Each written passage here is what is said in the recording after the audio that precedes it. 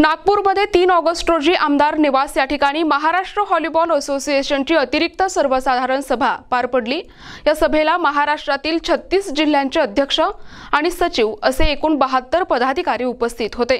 सभेची सुरुवात दिवंगत खेळाडूंना श्रद्धांजली अर्पण करून झाली। त्यानंतर मान्यवरांचे स्वागत आणि प्रास्ताविक झाले। अध्यक्षांच्या परवानगीने सभेतील विषय सूचीनुसार विविध विषयांवर चर्चा करून महत्त्वपूर्ण निर्णय घेण्यात आले। भारतीय क्रीडा विकास संहिता 2011 नुसार 2025 ते 29 या कालावधीसाठी संस्थेच्या कार्यकारी मंडळाची निवड करण्यात आली। या निवडणुकीत महाराष्ट्र व्हॉलीबॉल असोसिएशनचे मुख्य आश्रयदाते म्हणून केंद्रीय मंत्री नितीन गडकरी यांची तर कार्यकारी अध्यक्ष म्हणून वरोरा येथील अनुप पोटे यांची निवड झाली।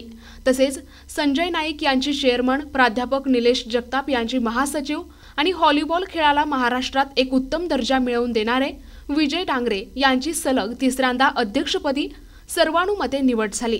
ही निवड नागपूर उच्च न्यायालयाचे ॲडव्होकेट विवेक केदार यांच्या निवडणूक अधिकारी म्हणून देखरेखीखाली पार पडले। यावेळी महाराष्ट्र ऑलिम्पिक असोसिएशनचे सदस्य चांदूरकर, अमरावती हे निरीक्षक म्हणून उपस्थित होते।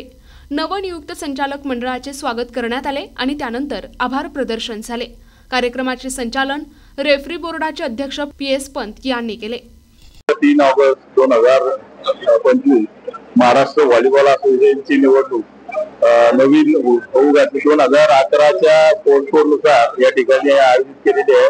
दिल्ली हायकोर्टाच्या निर्णयानुसार या ठिकाणी महाराष्ट्र व्हॉलीबॉल असोसिएशनची निवडणूक या ठिकाणी ॲडव्होकेट विवेकजी केदार नागपूर हायकोर्ट यांच्या निवडणूक निर्णय अधिकारी यांच्या मार्गदर्शनाखाली पार पडली आणि ही जी निवडणूक झाली आणि हे जे कार्यकारिणी या ठिकाणी महाराष्ट्र व्हॉलीबॉल असोसिएशनची निवडणूक जी झाली त्यामध्ये जी कार्यकारिणी निवडून आलेली आहे ती 2025 ते 2029 या कालावधी 4 वर्षांच्या कालावधीसाठी असणार आहे।